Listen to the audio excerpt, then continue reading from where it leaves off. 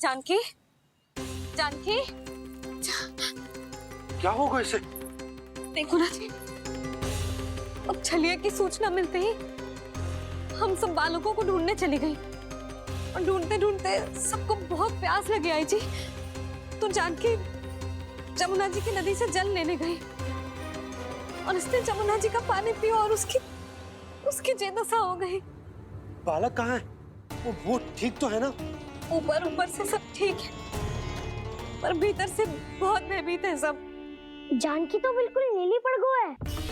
लग तो है विष फैल गया है इसको पूरे तन में। मथुरा के सर्वश्रेष्ठ विदेह जी को बुलाए गए हैं उसके उपचार के लिए। जैसे ही इसने जल को मुंह से लगाया, ये गिर पड़ी। चटपटाने का अवसर भी ना मिलो। हाँ वैद्य जी, और निकटी मृत पशु भी पड़े हुए थे। हाँ, मैंने भी अस्थियां देखी थी। इसका तो यही अर्थ हो सकता है कि समस्या वहाँ के जल में ही हो। वैद्य जी, आप रोगी की नाड़ी पे ध्यान दो ना। जे गोपिया क्या कह रही है उसे सुनने की आवश्यकता ना है। जब तक विष के कारण का पता नहीं चल जाता, हम उपचार कैसे कर सकते हैं रानी जी? जी, वो निकट ही यमुना जी में एक विशेष क्षेत्र है। ये सब उसी के जल की बात कर रहे हैं। तब तो ऐसा भी हो सकता है कि किसी विषैले सर्प के काटने का प्रभाव हो। पर सर्प के काटने का चिन्ह ना है उसके तन पे। सर्प जब काटता है तब उसके दांत के चिन्ह बन जाते हैं। मुझे पता है, बड़े बड़े सर्प को काटते हुए देखो है मैंने। एक दिन अब बस कर उज्जवल, ये बड़ी बड़ी हाँकने का समय ना है। पर यदि सर्प ने ना काटा है, फिर जानकी की ये दशा किसने की? अवश्य किसी राक्षस ने की होगी। नाना, कोई विषैला पशु भी तो हो सकता है। यह अवश्य किसी महाविषैले सर्प के विष से हुआ है। सर्प ने भले ना काटा हो, लेकिन ये अवश्य ही किसी महाविषैले सर्प के विष के कारण हुआ है। कालिया नाग। कालिया नाग?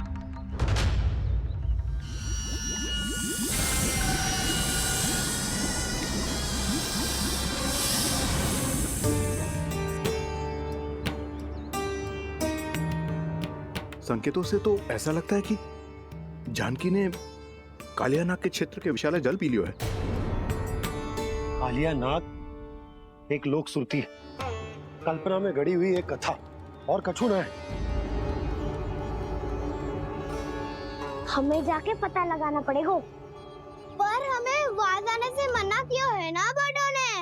उज्जवल सही कह रहे हो है। इस समय जानकी के स्वार्थ से अधिक महत्वपूर्ण और कछु ना है। जानकी हमारे लिए ही जलाने गई थी जी। ना मैं उसे जाने देती ना जैसा वो तो। वैद्य जी, आप शीघ्र कछु करो, कैसे भी कछु भी करो, पर इसके प्राण बचा लो। यशोदा, धैर्य रखो, श्री नारायण पर विश्वास रखो, वो सब ठीक करते हैं।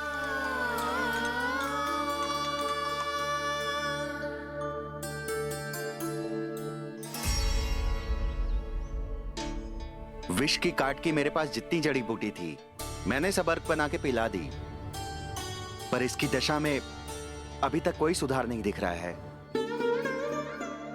यह अंतिम जड़ी बूटी है। अगर इससे भी चमत्कार नहीं हुआ, तो फिर जो नारायण की इच्छा।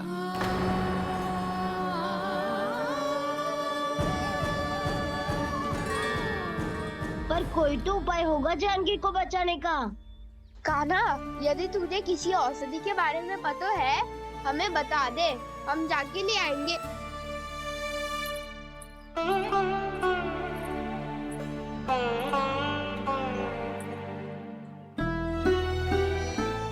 हे नारायण, हे प्रभु, मेरी जानकी के प्राण बचा ले प्रभु।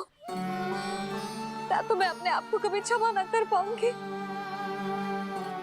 ये सारी मेरे ही कारण बनाई थी।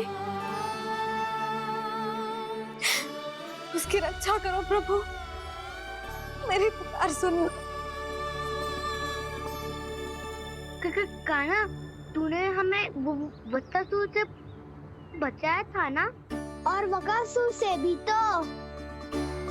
और छलिया से भी तो तूने ही बचाया था ना हमें। क्या ऐसा कोई उपाय ना है जानकी को बचाने का? धनवंतरी,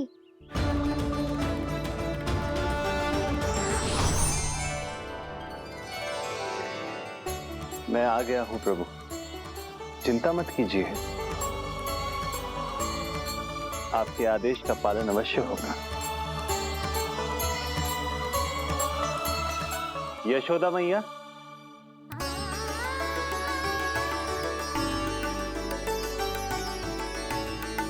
मैया आपको कोई पुकार रहा है।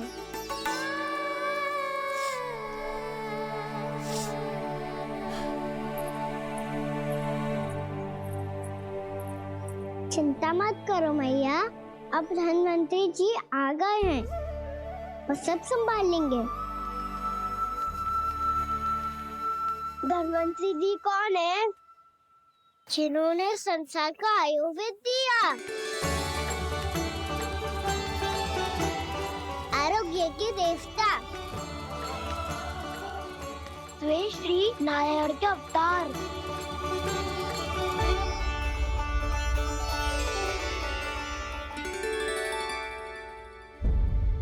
मुझे पता चला है कि आपको वेद की आवश्यकता है। हाँ हाँ, भीतर आइए। आइए आइए बैठे जी। जी रहे। मथुरा का सर्वश्रेष्ठ वैद्य अर्थात मैं यहाँ आ चुका हूँ और रोगी को जितनी औषधि की आवश्यकता थी सब दे चुका हूँ।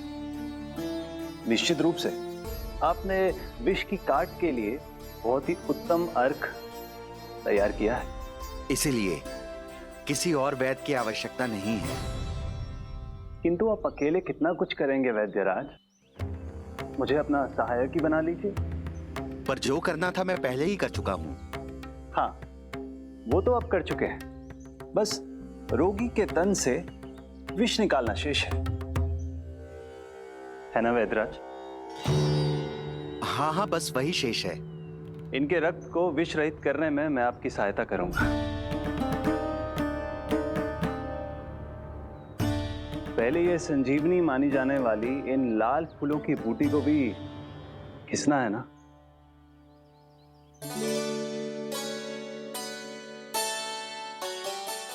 हाँ हाँ, तुम सही कह रहे हो, इसे अच्छे से घिसो।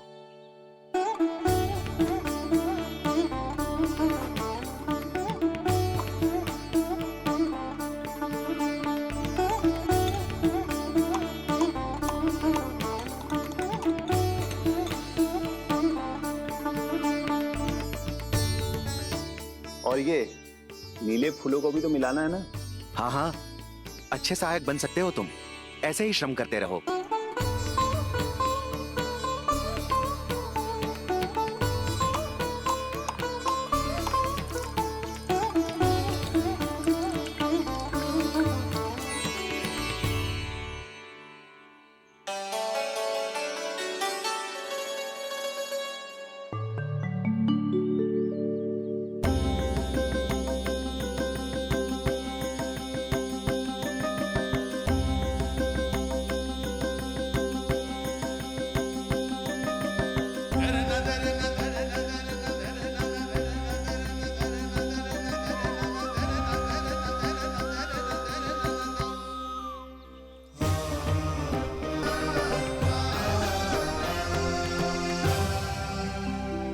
जानकी स्वस्थ हो जाएगी ना धनवंतरी जी? धन्वंतरी? प्रभु, अब मैं क्या करूं? आपने तो स्वयं ही मेरी पहचान उजागर कर दी। जी क्या करो कान्हा? आप सब ऐसे क्यों देख रहे हो? मैया कहती है ना, सभी वैद्य धनवंतरी जी का ही रूप होते हैं। वाह कृष्णा, चतुर तो हो तुम। वैसे वास्तविक धन्वंतरी मैं हूँ, मेरा अर्थ है वास्तविक वैद्य मैं हूँ। ये तो मेरा सहायक है, मुझे पूरा विश्वास है बिल्कुल ठीक हो जाएगी। वैसे ही थोड़े ना मुझे मथुरा का सर्वश्रेष्ठ वैद्य कहते हैं लोग।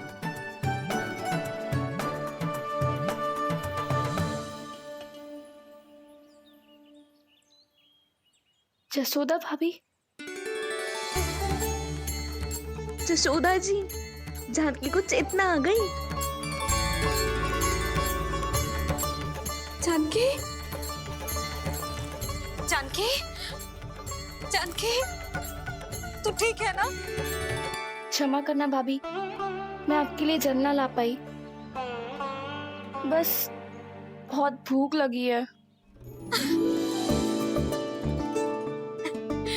मैं अभी कछु लाती हूँ। जानकी, माखन खाओगी?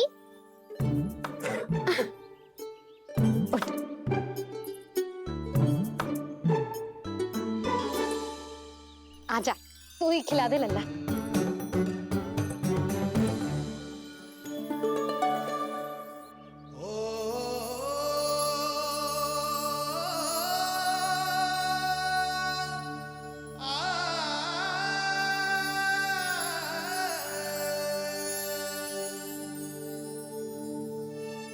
तुम सब मेरे लल्ला को माखन चोर कहती हो ना? आज देखो, अपना ही माखन जानकी को खिला रहे है।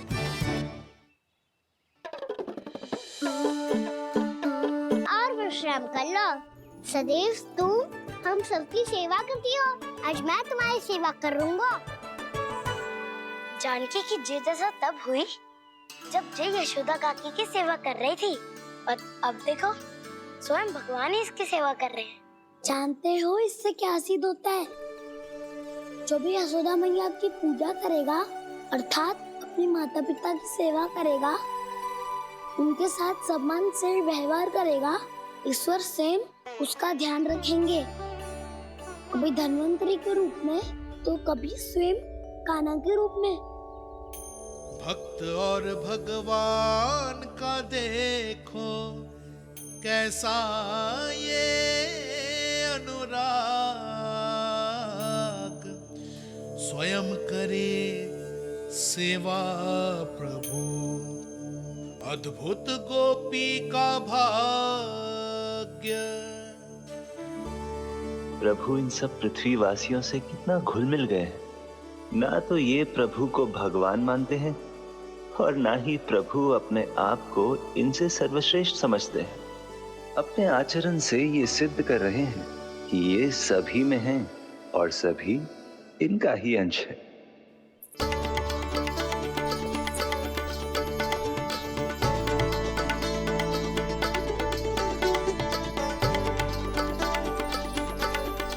प्रभु, अब मुझे जाने की आज्ञा दीजिए।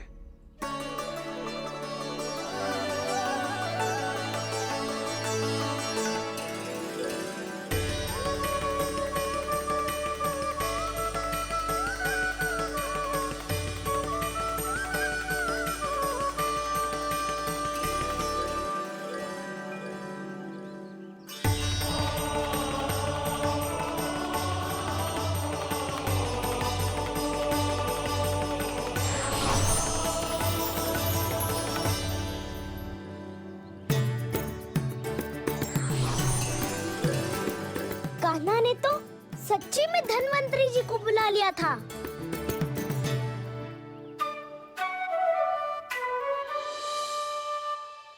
जब से कान्हा का जन्म हुआ है ना, मैं तब से देख रही हूँ, तब से हम पे कोई भी संकट आती है ना, तो अचानक से कोई अपरिचित हमारी सहायता करने आ जाता है।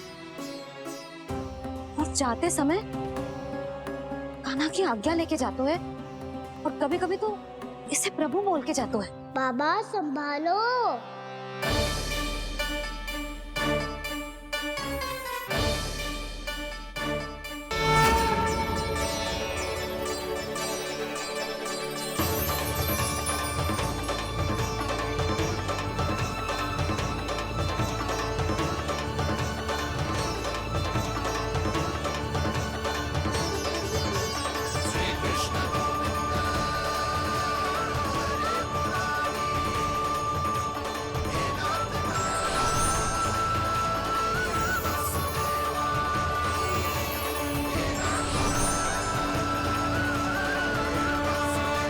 कुछ वरन आया हुआ मसूर।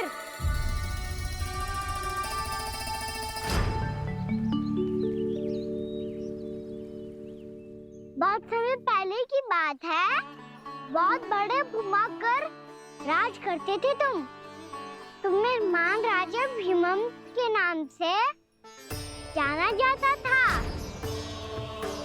सब कुछ था तुम्हारे पास, पर शांति नहीं थी। इसीलिए शांति की खोज में अपना संपूर्ण राज अपने पुत्रों को सौंप कर हिमालय पर्वत की ओर चलती है।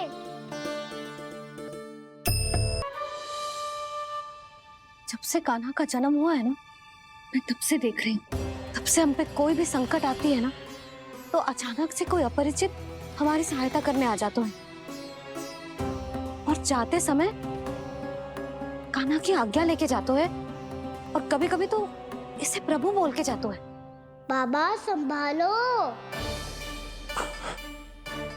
यशोदा, इस जानकी को चढ़ो है और विचित्र विचार तुम्हारे मन में है। अरे सब जानते हैं कि हमारा परिवार राजसी, तुम्हें पता ना चलता होगा, पर हमारे कान्हा को सब राजकुमार ही समझते हैं देखकर। इसीलिए उसे सम्मान देने के लिए सब ऐसा ही करते हैं, और कोई बात ना है।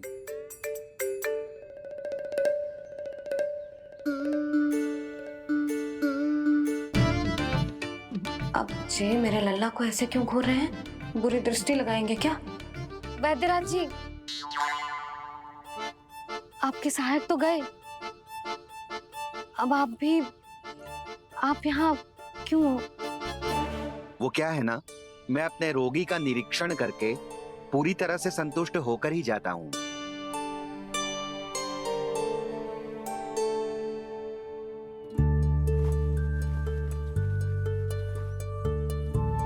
हाँ, संकेत तो अच्छे हैं, कल सुबह तक बिल्कुल ठीक हो जाएगी। धन्यवाद वैद्य जी।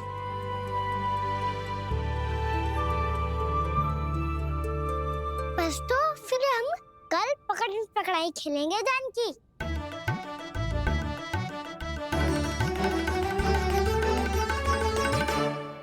भानु, बंसी, जाकर उस क्षेत्र के चारों ओर बाड़ बनवा दो और वहां सूचना पट्ट भी लगा देना, ताकि जानकी के साथ जो हुआ है वो किसी और के साथ ना हो। शीघ्र जाओ। जी ठीक है।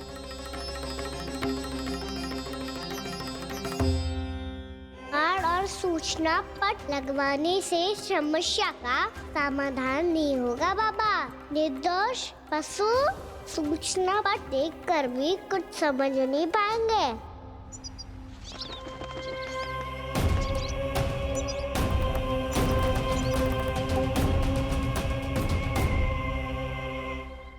तो तुम्हारे कहने का अर्थ यह है कि व्योमासुर मारा जा चुका है और वो बालक अब भी जीवित है। हाँ महाराज, मैंने गोप बालकों को कहते सुना था कि कृष्ण ने छलिया को मोक्ष दे दिया है, पर वृंदावन सुरक्षित नहीं है महाराज। वो एक बहुत बड़ी समस्या से जूझ रहे हैं। कैसी समस्या? गांव के निकट क्षेत्र में किसी विषैले सर्प का निवास है। उसके विष का प्रभाव इतना भयानक है महाराज, जैसे विष ना हो, स्वयं हलाहल हो। मेरी कोई भी औषधि रोगी का उपचार नहीं कर पा रही थी। निकट के क्षेत्र में कहां है वो सर्प? गोप मानते हैं कि वो सर्प गांव के निकट यमुना नदी के जल में रहता है। मुझे तो लगता है महाराज, ये कालिया नाग की कथा कोई किंवदंती या लोक श्रुति नहीं, एक सच्चाई है, एक विषैली सच्चाई।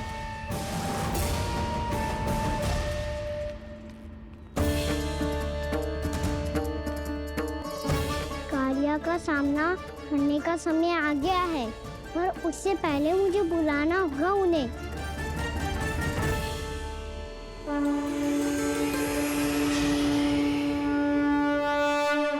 संसार के दारुण भय का नाश करने वाले, सभी कष्टों का हरण करने वाले, विश्व का समस्त ऐश्वर्य प्रदान करने वाले, कमल जैसे लोचन, मुख और चरणों वाले आजानुभुज श्री राम को मैं बार बार नमस्कार करता हूँ।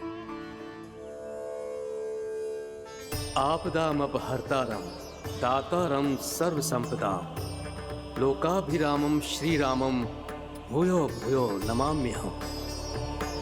काग भुसोंडी, काग भुसोंडी, काग भुसोंडी, प्रभु क्षमा करें, मुझे जाना होगा।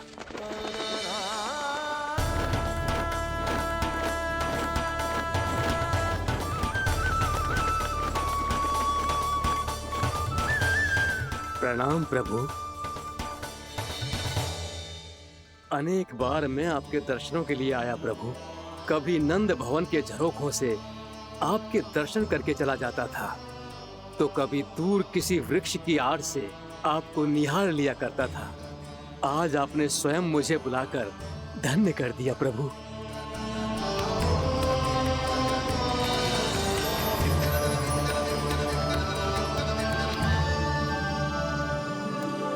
मैंने आपको यहाँ एक विशेष कारण से बुलाया है। आपके श्राप से इस कालिया नाग को मुक्त करने का समय आ गया है। ये तो बहुत ही उत्तम समाचार है प्रभु।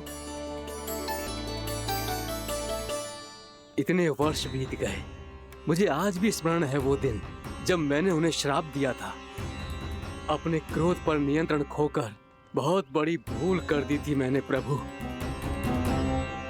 बीती हुई घटनाओं पर दुखी होके कोई लाभ